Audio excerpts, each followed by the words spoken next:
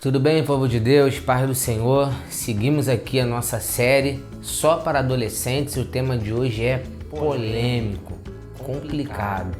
Sexualidade, vamos conversar sobre isso.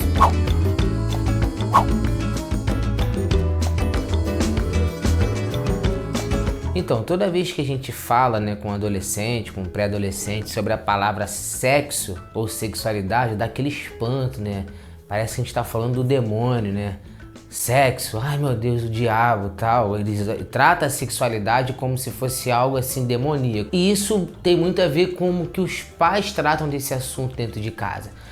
Se um adolescente chega e fala com o pai sobre a palavra sexo, se for menina então, que isso menina? O que tá acontecendo? Parece que é uma coisa assim de outro mundo. E a sexualidade é uma realidade. Então a gente não vai tampar o sol com a peneira, a gente não vai fingir que não é nada assim, não tem nada disso, você não. Isso não é uma realidade. O sexo é uma realidade, a sexualidade é uma realidade, a gente precisa tratar desse assunto de forma reta e clara. Em primeiro lugar, você que é adolescente, primeiro conselho que eu quero te dar, não fale desse assunto com pessoas que não sejam seus pais, seus líderes espirituais, pessoas que de fato e de verdade você tenha um vínculo, de preferência seus pais. Por quê? Porque esse tema e esse assunto, ele é muito deturpado, ele inclusive é perigoso, e se você falar com uma pessoa errada, você pode até sofrer, ser uma vítima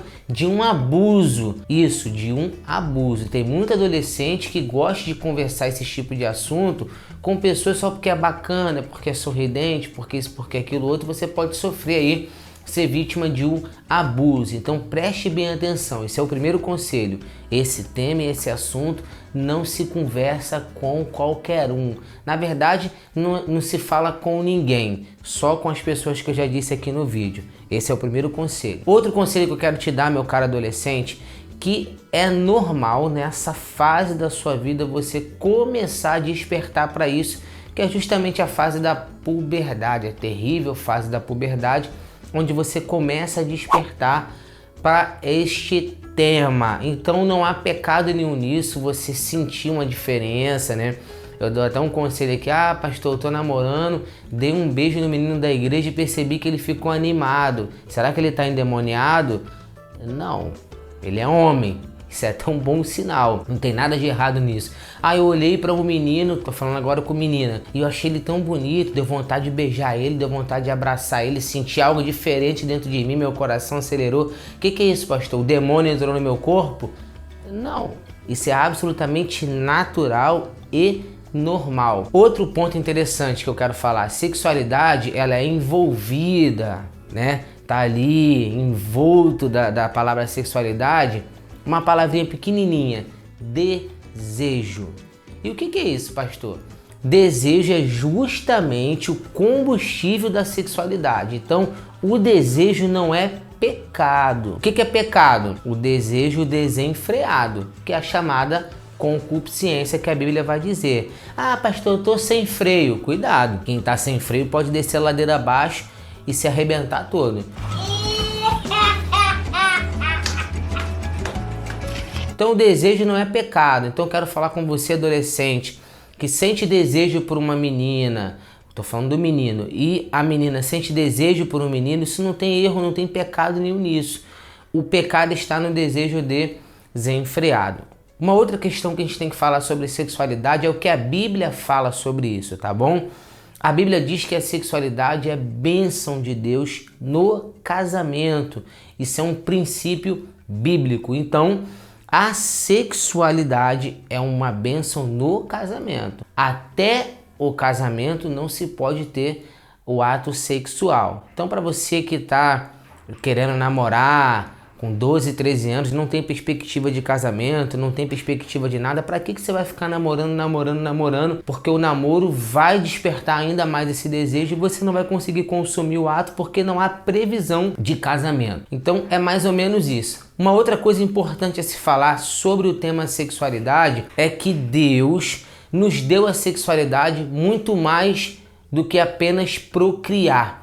Então o ser humano é uma das poucas espécies, vou colocar desse jeito para tu entender, que a sexualidade não é só o ato de procriação. Por exemplo, a Bíblia diz assim, que quando há o ato sexual entre o homem e a mulher, eles se tornam uma só carne. Então, além da procriação, o ato sexual ou a sexualidade, ela torna você uma só carne com a pessoa. Tá vendo só como não é só a questão de procriar? E a sexualidade também, na perspectiva bíblica, inclusive nós seres humanos, não é só a questão da procriação, como eu já disse, não é só a questão de ser uma só carne, mas é uma questão de afeição, de você se envolver emocionalmente com a pessoa. Então é muito mais do que um instinto como os animais têm. É uma intimidade, é um vínculo muito grande que você cria com aquela pessoa que você pratica o ato sexual. Agora eu quero desmistificar uma coisa aqui com você que é adolescente. Ai, pastor,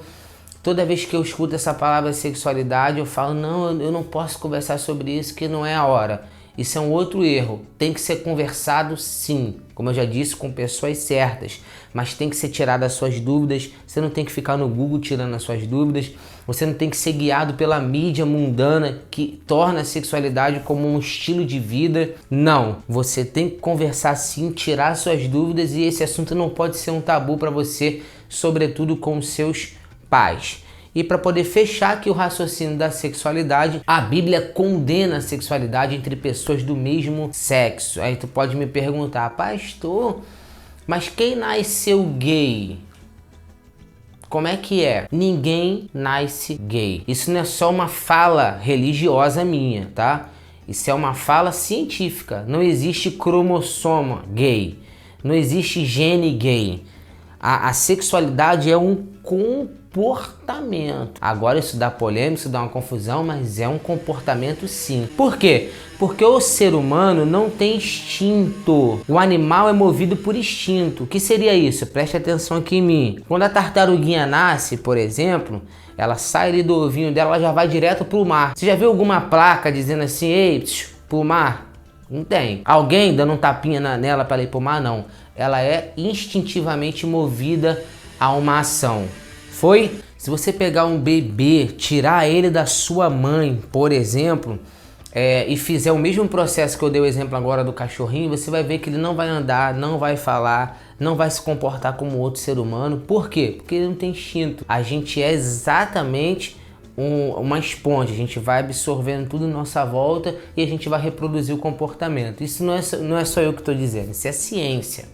Tá? Exemplo disso tem aí, você pode pesquisar na internet a menina lobo, né, que cresceu com uma matilha de lobos ali, se comportava como um, entre todas as outras coisas aí. E para fechar esse exemplo aqui, pensa num casal de brasileiros que engravidam, tudo bem, tem um filho e esse filho é retirado deles, nasce no Brasil, é retirado deles e é criado por japoneses. Ele não nasceu brasileiro? Não nasceu filho de brasileiro? Por que então ele vai falar japonês? Sabe por quê?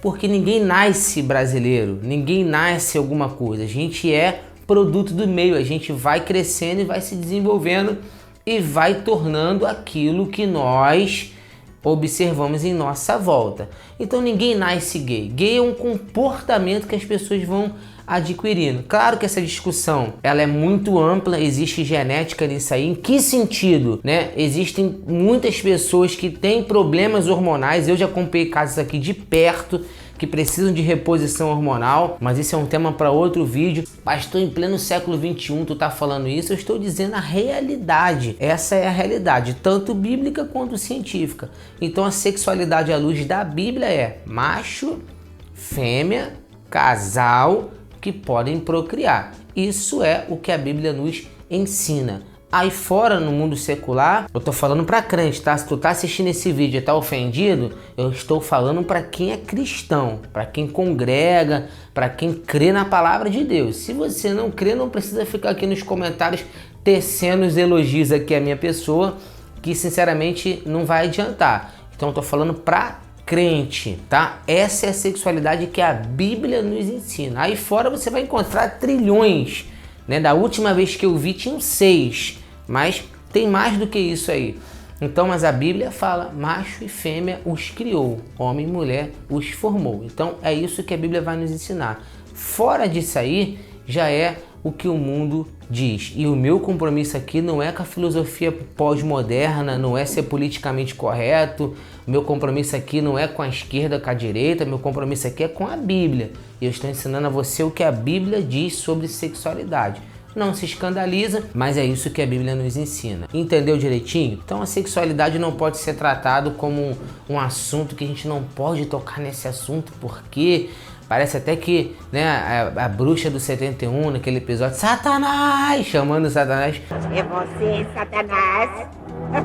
Vamos parar de criar esse enredo em torno desse tema, porque é simples, é básico e é uma realidade. Foi?